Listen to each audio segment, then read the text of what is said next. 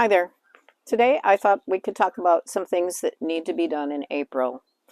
It's time to start cleaning your beds from last year of debris, if you had beds last year. If you didn't have beds last year, it's time to think about where you're going to put those beds, if you're going to do a raised bed, if you're going to do container gardening, or if you're going to just have a regular old row garden. Now, if you're going to have the row garden, of course, you need to get that plowed during April. And if you're using containers, you need to figure out exactly what kind of containers you're going to use. Are you going to use a plastic container like I have here? Are you going to use the bags that you can purchase, or another type of container you might consider? If you're going to do raised beds, do you have to build them or do you already have them in ground? There are a lot of kits that you can buy, or you can use scraps. I've seen people use cement blocks to make a raised bed. And then how are you going to fill these containers and or beds? If it's in ground, you know, you've got the soil right there. You might want to do a soil test. I'm going to do a soil test on one of my beds here this year. You can get the soil test from the county extension agency in your county.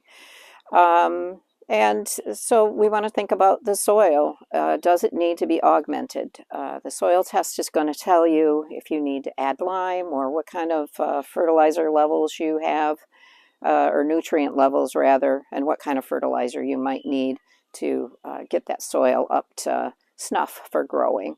If you're using containers, where are you going to get the soil to fill those? And that would go for raised beds as well. Now there's bagged soil. It varies greatly wherever you get it. I like to buy one bag and see if I like the consistency of it. And then I'll go ahead and make that larger purchase with lots of bagged soil. Again, if you're just growing one container, it takes a bag of soil. If you're growing a raised bed, a little bit more. Now what I've done for the last few years is I've contracted with a local landscaper. I did major improvements here with beds, and I needed a lot of soil. So I think I got 4 yards 2 years in a row. Last year I got 6 yards. So a local landscape company or gardening center may be able to provide a large amount of soil if you're creating something really big. Now, if you had raised beds, again, you're just cleaning those out, getting ready to plant. If you've got containers, you can see my containers all have soil in them.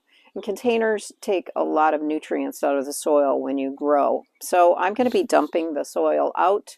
I'm going to put some new soil in with the old soil.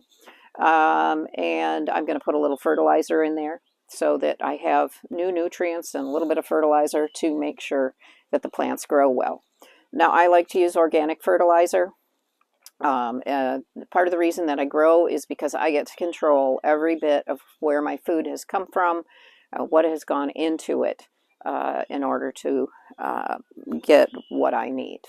I like to eat organically if possible, not always possible. I also can't grow absolutely everything that I want to eat, so we just do the best we can. There's still a lot of work that we can do inside during the month of April, and that includes taking care of the seeds and seedlings that you've planted, making sure that they have what they need. You want to go ahead and give them some liquid fertilizer about once every 2 weeks. Once they've gotten their true leaves, that's the second set of leaves. I'll put the name of the fertilizer I use in the description below the video. There are seedlings that you're going to be able to plant later this month, which are going to be your melons, cucumbers, tomatillos, pumpkins. Now, here in zone 5-6, it's recommended that you either direct sow or transplant seedlings outside around April 15th. That's a few of them. Those are your cold hardy crops like cabbage and chard and collards, that sort of thing. I'll also be starting peas about that time.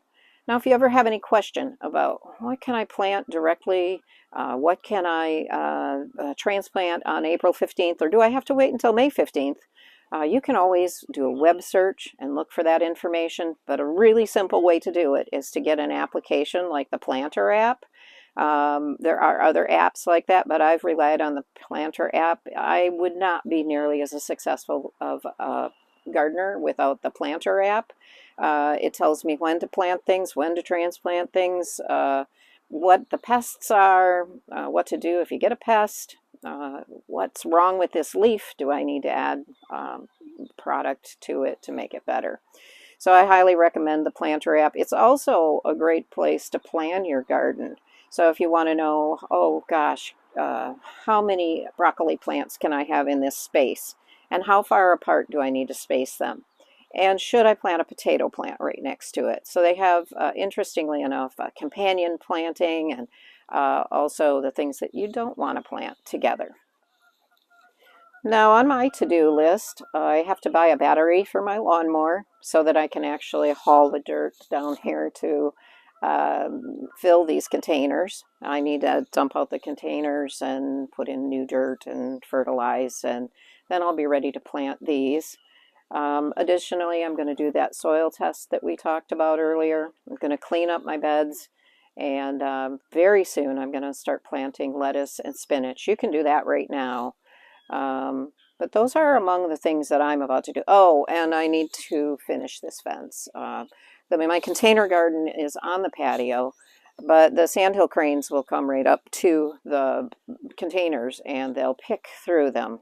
They're looking for bugs, but it doesn't make my plants happy. So all of the things you see around here are a makeshift fence from last year, but I have the parts. I'm going to go ahead and finish up this fence this year, so I don't have a problem with the cranes. Also, at the end of the season, I had a rabbit that learned that it could get around things, and it ate my green beans. So hopefully it'll keep the rabbit out as well. So those are my things to do. I hope you're finding this helpful, and until next time, we'll see you later.